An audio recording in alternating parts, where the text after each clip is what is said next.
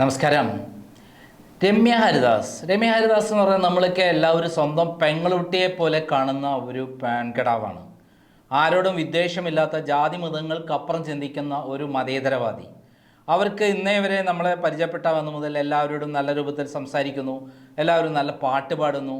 ഏത് പാട്ട് വേണമെന്ന് പറഞ്ഞാൽ ആ പാട്ട് പാടി എല്ലാവർക്കും മനസ്സിന് സന്തോഷം നൽകുന്ന, ഒരു പോസിറ്റീവ് എനർജി നൽകുന്ന ഒരു രാഷ്ട്രീയ നേതാവാണ് രമ്യ ഹരിദാസ്. അവർ കോൺഗ്രസ്സുകാരിയാണെങ്കിലും മറ്റുള്ള പാർട്ടികളോട് എന്തെങ്കിലും വിരോധം വെച്ച് പുലർത്തുന്ന ഒരാളൊന്നുമല്ല. അവർക്ക് ഹിന്ദുക്കളെന്നോ മുസ്ലിമെന്നോ ക്രിസ്ത്യാനികളെന്നോ എന്ന പക്ഷമൊന്നുമില്ല. അവർ SC/ST ആണെങ്കിലും ഏറ്റവും ഉന്നതമായ സംസ്കാരം കൊണ്ട് അവർ മുൻപന്തിയിൽ നിൽക്കുന്ന ഒരു ലേഡി തന്നെയാണ്. അതുപോലെ തന്നെയാണ് അവർ മറ്റുള്ളവരിൽ നിന്ന് വേർതിരിച്ച് കാണേണ്ടത്. അവർക്ക് വ്യത്യസ്തത എന്ന് പറയുന്നത് അവരുടെ കുലീനത്വമാർന്ന പെരുമാറ്റമാണ്. എന്നാൽ ചേലക്കരയിൽ അവരുടെ പരാജയത്തിന് പ്രധാനപ്പെട്ട കാരണമായി തീർന്ന ഒരു സംഭവം മീഡിയ വൺ ആണ് എന്നുള്ളതാണ് ഇപ്പോൾ പുറത്തു വന്നത്.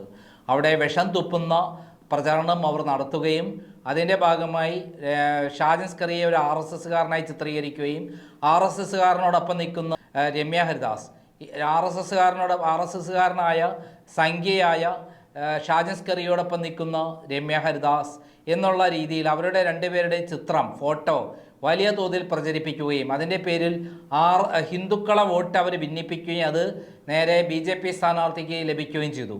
തിരിച്ച് മുസ്ലിംസിൻ്റെ വോട്ട് ഒരു 10,000-15,000 വോട്ട് ആർക്ക് കിട്ടി? CPM സ്ഥാനാർത്ഥിക്ക് കിട്ടി. ഇങ്ങനെയുള്ളൊരു പ്രചരണം വഴിയാണ് സത്യത്തിൽ രമ്യ ഹരിദാസ് അവിടെ തോൽക്കാൻ കാരണം. വളരെ ശക്തമായ രൂപത്തിൽ, വിഷലിപ്തമായ രൂപത്തിൽ, വ്യാപകമായ രൂപത്തിൽ ആ മണ്ഡലത്തിൽ മീഡിയ വൺ അവർ ചെയ്ത വീഡിയോസ് എല്ലാം പ്രചരിപ്പിക്കുകയും ഹിന്ദുക്കളുടെ വീട് തെരഞ്ഞു നോക്കി അത് BJPക്കാർ പ്രചരിപ്പിക്കുകയും മുസ്ലിങ്ങളുടെ വീട് തെരഞ്ഞു നോക്കി അത് CPM പ്രചരിപ്പിക്കുകയും അതുവഴി ഏറ്റവും ചുരുങ്ങിയത് 10,000-20,000 വോട്ടുകൾ അങ്ങോട്ട് മറഞ്ഞു പോവുകയും ചെയ്തു. ഇതാണ് 9,000-10,000 വോട്ട് BJP കിട്ടിയതിന് കാരണം ഇതാണ് എന്നുള്ളതാണ് ഇപ്പോൾ ചേലക്കരയിൽ നിന്ന് വരുന്ന വിവരം. എന്തായാലും വളരെ മോശമായിപ്പോയി. ആ പാവപ്പെട്ട ഒരു പെൺകുട്ടിയെ ഈ രൂപത്തിൽ നശിപ്പിക്കാൻ പാടില്ലായിരുന്നു മീഡിയ വൺ എന്നുള്ള ചാനൽ എന്നുള്ളതാണ് പറയാനുള്ളത്. ആരുടെയൊക്കെ പലരും വന്ന് ഇൻ്റർവ്യൂ എടുക്കും, അവരുടെ കൂടെ ഫോട്ടോ എടുക്കും. അതിൻ്റെ അർത്ഥം അവരെല്ലാവരും ആരാണോ, ഏത് ജാതിക്കാരനാണോ, ഏത് മതക്കാരനാണോ, ഏത് രാഷ്ട്രീയക്കാരനാണോ അതിൻ്റെ ആളായി ചിത്രീകരിക്കുന്നത് ഒട്ടും ശരിയല്ല. രമ്യ ഹരിദാസിൻ്റെ കൂടെ പോയി രമ്യ ഹരിദാസിനെ പലരും ചെന്ന് കാണുന്നുണ്ട്, പല പത്രക്കാരും ചാനലുകാരും ചെന്ന് കാണുന്നുണ്ട്. അവരെ എല്ലാവരും തന്നെ ഫോട്ടോ എടുക്കുന്നുണ്ട്. അതൊരു പൊതുപ്രവർത്തക എന്നുള്ള രീതിയിൽ അതാണ് കാണേണ്ടത്.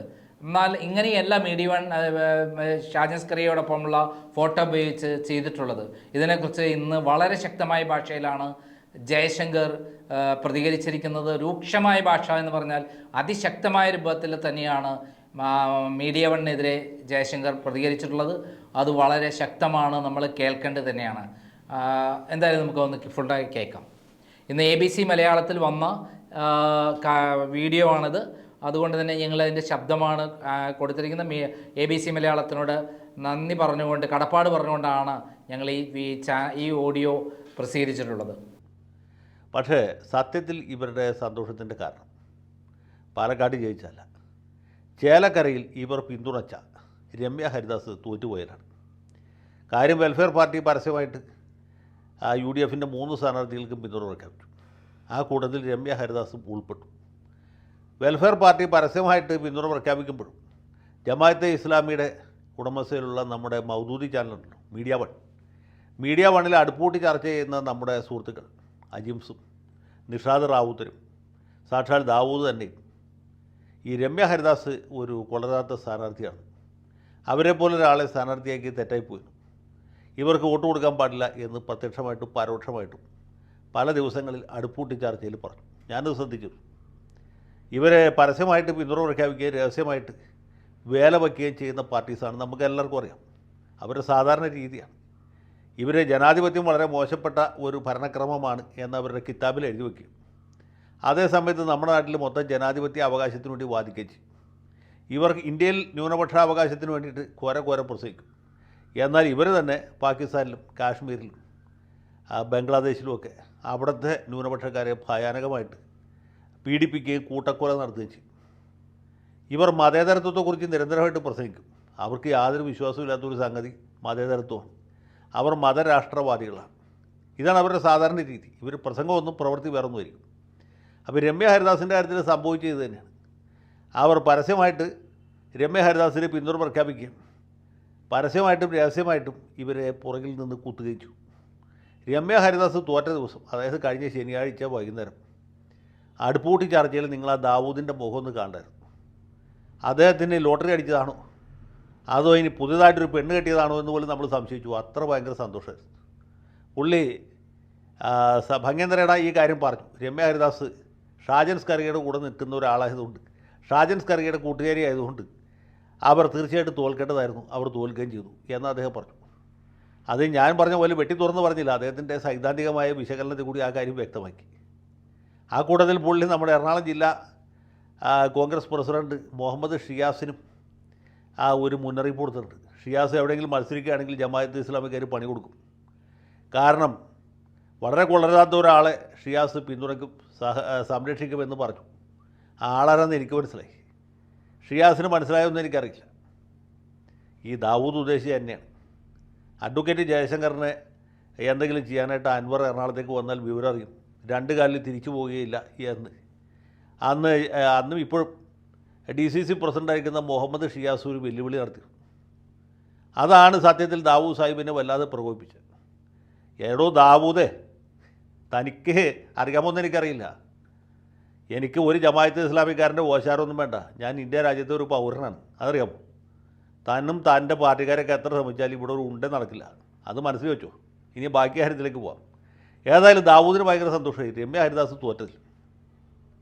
പക്ഷേ ഇതിൽ പരസ്യമായിട്ട് പിന്തുണ പ്രഖ്യാപിക്കുകയും രഹസ്യമായിട്ട് വേല വയ്ക്കുകയും ചെയ്യുന്ന അവരുടെ തരവഴി ഉണ്ടല്ലോ, അത് വ്യക്തമായി. അത് കഴിഞ്ഞിട്ട് പിന്നെ രമ്യ ഹരിദാസ് തോറ്റതിനെക്കുറിച്ചുള്ള സൈദ്ധാന്തിക വിശകലനമാണ്. രമ്യ തോറ്റത് മതേതരത്വത്തിൻ്റെ വിജയമാണ്. കാരണം അവർ ഷാജൻ സ്കറിയയെ പിന്തുണക്കുന്നു. ഈ ഷാജൻ സ്കറിയ ചെയ്ത തെറ്റെന്താണ്? അലി മുതലാളിയുടെയും അൻവർ മുതലാളിയുടെയും തീട്ടൂരത്തിന് അദ്ദേഹം വഴങ്ങിയില്ല. ഈ രണ്ട് മുതലാളിമാർക്ക് ഓശാന പടിയിരുന്നെങ്കിൽ ഷാജൻ സ്കറിയയ്ക്ക് ഷാജനോട് വലിയ സ്നേഹമാണ്. ഈ ഷാജൻ സ്കറിയെ പോലീസുകാർ ഓടിച്ചിട്ടപ്പോൾ മാധ്യമ സ്വാതന്ത്ര്യത്തിൻ്റെ വക്താക്കളായ മൗദൂദി ചാനൽ എന്താ പറഞ്ഞത്? അയാളുടേത് ഒരു മാധ്യമ പ്രവർത്തനം തന്നെയല്ല, ഇവനെ പണ്ടേ പൂട്ടേണ്ടതായിരുന്നു. ഇവൻ്റെ യൂട്യൂബ് ചാനൽ പൂട്ടിക്കേണ്ടതാണ്. ഇവരുടെ ചാനൽ പൂട്ടാൻ വന്നപ്പോൾ ഇവർ ഇടി നിലവിളിയായിരുന്നു. ഇടി നിലവിളിയും മാധ്യമ സ്വാതന്ത്ര്യം, അഭിപ്രായ സ്വാതന്ത്ര്യം, ഇന്ത്യ രാജ്യത്ത് ഫാസിസം,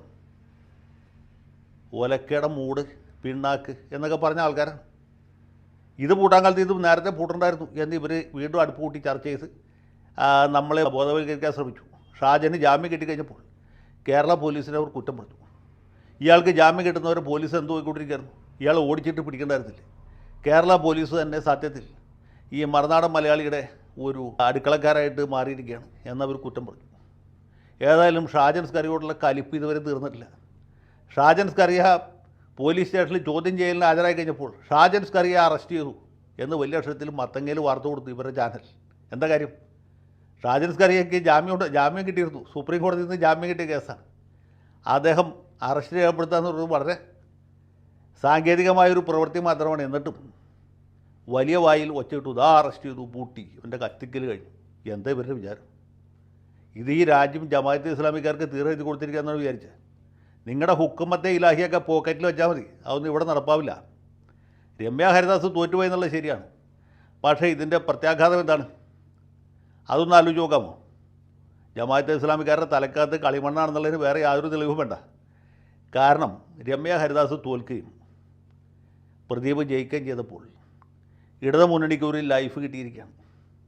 ലൈഫ് കിട്ടിയെന്ന് വെച്ചാൽ ഇവിടെ ഭരണവിരുദ്ധ വികാരമില്ല എന്ന കാര്യം ലോകപ്രസിദ്ധമായി. ഇനി സതീശനും സുധാകരനും തല ഊത്തി നിന്നാലും നിലവിളിച്ചാലും ഭരണവിരുദ്ധ വികാരമില്ല. അതുകൊണ്ടാണല്ലോ പ്രദീപ് ജയിച്ചത്. ഭൂരിപക്ഷത്തിൽ കുറവ് സംഭവിച്ചു. എന്നാലും പ്രദീപിൻ്റെ ജയം ഈ ലോകത്തോട് പറയുന്നത് പാലക്കാട്ട് ഭരണവിരുദ്ധ വികാരം ഉണ്ടാവുകയും ചേലക്കരയിൽ വികാരം ഇല്ലാതിരിക്കുകയും ചെയ്തു എന്ന് പറഞ്ഞൊരവസ്ഥ ഒരിക്കലും ഉണ്ടാകുകയില്ല. പാലക്കാട് UDFൻ്റെ സീറ്റായിരുന്നു, അതവർ നിലനിർത്തി. ചേലക്കര LDFൻ്റെ സീറ്റായിരുന്നു, അത് അവർ നിലനിർത്തി. ഇത്രേ ഉള്ളൂ കാര്യം. അപ്പോൾ ലോക്സഭാ തെരഞ്ഞെടുപ്പിൽ ഉണ്ടായിരുന്നു. ലോക്സഭാ തെരഞ്ഞെടുപ്പിൽ ഭരണവിരുദ്ധ വികാരം ഉണ്ടായിരുന്നു. മറ്റ് പല കാര്യങ്ങളുടെ കൂട്ടത്തിൽ അത് ചിലവായി. അത് നോക്കിയിട്ട് ജമാഅത്തെ ഇസ്ലാമിക്കാരും പോപ്പുലർ ഫ്രണ്ടുകാരും ഒക്കെ ഇനി എല്ലാ തെരഞ്ഞെടുപ്പിലും കോൺഗ്രസിന് വോട്ട് ചെയ്ത് ജയിപ്പിച്ച് ഇവിടെ ഹുക്കുമത്തെ ഇലാഹി ഉണ്ടായിക്കളയാം എന്നാണ് വിചാരിച്ചില്ലെങ്കിൽ അതൊന്നും ഇവിടെ നടപ്പില്ല. ഇടതുപക്ഷം തുല്യ ശക്തിയിൽ തന്നെ മറുഭാഗത്തുണ്ട് എന്ന് മാത്രമല്ല, ചേലക്കരയിൽ മറ്റൊക്കെ BJP യുടെ വോട്ട് ഗണ്യമായിട്ട് വർദ്ധിച്ചിട്ടുണ്ട്. ഇതൊക്കെ മനസ്സിലാക്കാത്ത പോങ്ങന്മാരൊന്നുമല്ല ദാവൂദും സംഘവും. ഈ ഡി കമ്പനി എന്ന് പറഞ്ഞ വെറുതെ അല്ല. പക്ഷേ ഇത് കേൾക്കുന്ന ആളുകൾ തെറ്റിദ്ധരിപ്പിക്കുക, അവരെ പറ്റിക്കുക, നിങ്ങളെ പറ്റിച്ചേ എന്ന് പറഞ്ഞ് സന്തോഷിക്കുക, അത്രേ ഉള്ളൂ. ആ പരിപാടിയാണ് ഇവർ പണ്ടോട്ടേ നടത്തിക്കൊണ്ടിരിക്കുന്നത്. അത് തന്നെയാണ് ഇനിയും തുടരാൻ പോകുന്നത്.